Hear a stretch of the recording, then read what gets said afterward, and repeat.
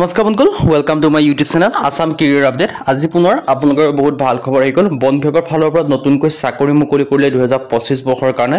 ইয়াত কোনো ফিজিকেল নাই, মানে কোনো ফিজিকেল নাই, দৌৰ নাই, কোনো ৰানিং নাই, কোনো জব পিওৱা কথা নাই। গ্ৰেড 3 গ্ৰেড 4 লেভেলৰ ভেকেঞ্চি আহি গৈছে।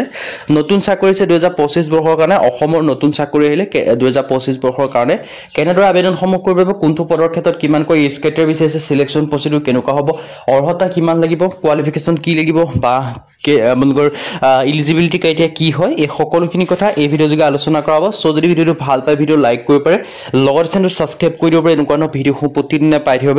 আৰু মই হোৱাটছআপ চেনেল ভিডিঅ' ডেছক্ৰিপশ্যন দিয়া আছে, তাত গৈ আপোনালোকে ফ'ল'টো কৰি দিয়ক, তেতিয়া আপোনালোকে ডেইলি জবৰ আপডেটসমূহ পাই থাকিব পাৰিব। আৰু ভিডিঅ'টো যিমান পাৰে সিমান বন্ধুৰ মাজত শ্বেয়াৰ কৰি দিয়ক, যাতে সকলো বন্ধুৱে ডেইলি জবৰ আপডেটসমূহ পাই থাকিব পাৰে।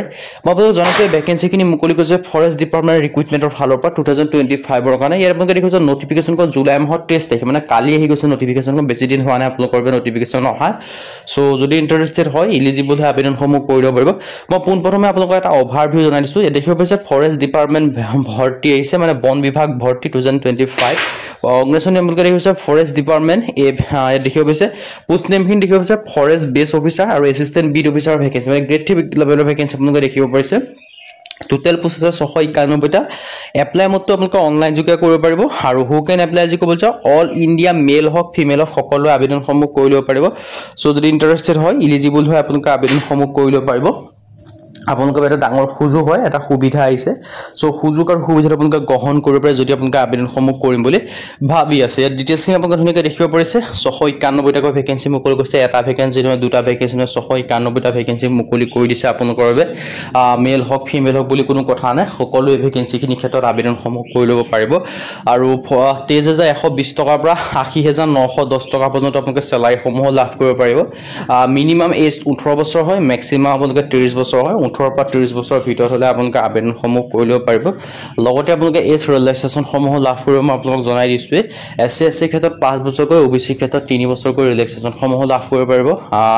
চ' যদি ইণ্টাৰেষ্টেড হয়, ইলিজিবল হয়, আপোনালোকে আবেদনসমূহ কৰি ল'ব পাৰিব। আপোনালোকৰ বাবে ডাঙৰ সুযোগ হয়, এটা সুবিধা আহিছে। চ' সুযোগ আৰু সুবিধাটো আপোনালোকে গ্ৰহণ কৰিব পাৰে যদি আপোনালোকে আবেদনসমূহ কৰিম বুলি ভাবিছে।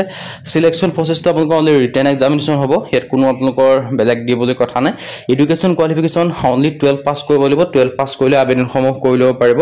চ' যদি আপোনালোকে 12 পাছ কৰিছে তেতিয়া আবেদনসমূহ কৰিব পাৰিব। 12 পাছ গ্ৰেজুৱেশ্যন হোৱাৰ কোনো কথা নাই, আবেদনসমূহ কৰি ল'ব পাৰিব।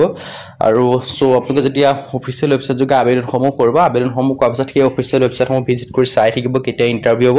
আৰু যেতিয়া ইণ্টাৰভিউ আপোনালোকৰ তাত ডিটেইলছখিনি আহিব, আৰু ডিটেইলছখিনি অহাৰ পিছত আপোনালোকৰ ৰিটেন এক্সামিনেশ্যন হ'ব। আৰু ইম্পৰ্টেণ্ট ডকুমেণ্টছৰ ক্ষেত্ৰত পাছপ'ৰ্ট চাইজ ফটোগ্ৰাফ লাগিব, ছিগনেচাৰ লাগিব, আধাৰ কাৰ্ড লাগিব, এডুকেশ্যন চাৰ্টিফিকেট লাগিব, কাষ্ট চাৰ্টিফিকেট লাগিব, এজ প্ৰুফ লাগিব। এইকেইটা ডকুমেণ্টছ হ'লে আপোনালোকে আবেদনসমূহ কৰি ল'ব পাৰিব। চ' যদি ইণ্টাৰেষ্টেড হয়, ইলিজিবল হয়, আপোনালোকে আবেদনসমূহ কৰি ল'ব পাৰিব। আপোনালোকৰ এটা ডাঙৰ সুযোগ হয়, এটা সুবিধা আহিছে। চ' সুযোগ আৰু সুবিধাটো আপোনালোকে গ্ৰহণ কৰিব পাৰে। মই আপোনালোকৰ ডকুমেণ্টছখিনিৰ কথা জনাই দিছোঁৱেই। হাউ টু এপ্লাই, ইয়াৰ কাৰণে যিটো দেখিব পাৰিছে অফিচিয়েল যিটো ৱেবছাইট হয়, মই তাৰ লিংকটো ডেছক্ৰিপশ্যনত দিয়া থাকিব। সেই লিংকৰ যোগে ভিজিট কৰি আপোনালোকে আবেদনসমূহ কৰিব পাৰিব। 16 জুলাইৰ পৰা আবেদনসমূহ ষ্টাৰ্ট হৈছে। 5 আগষ্ট ইয়াৰ কাৰণে লাষ্ট ডেট হয়। আপোনালোকে তাৰ আগতে আবেদনসমূহ কৰি ল'ব লাগিব। চ' যদি ইণ্টাৰেষ্টেড হয়, ইলিজিবল হয়, আবেদনসমূহ কৰি ল'ব পাৰে। সেই ডিটেইলছখিনি মই আপোনালোক জনাই দিলোঁৱে। ডকুমেণ্টছৰ কথা মই জনালোৱে, কোৱালিফিকেশ্যনৰ কথা জনালোৱে। চ' আজি ভিডিঅ' মানে যদি ভিডিঅ' ভাল পালে লাইক কৰিব পাৰে, লগৰ চেনেলটো ছাবস্ক্ৰাইব কৰি দিব পাৰে। এনেকুৱা ধৰণৰ ভিডিঅ'সমূহ প্ৰতিদিনে পাই থাকিব পাৰে। আজিলৈ ভিডিঅ'ত লগ পাম।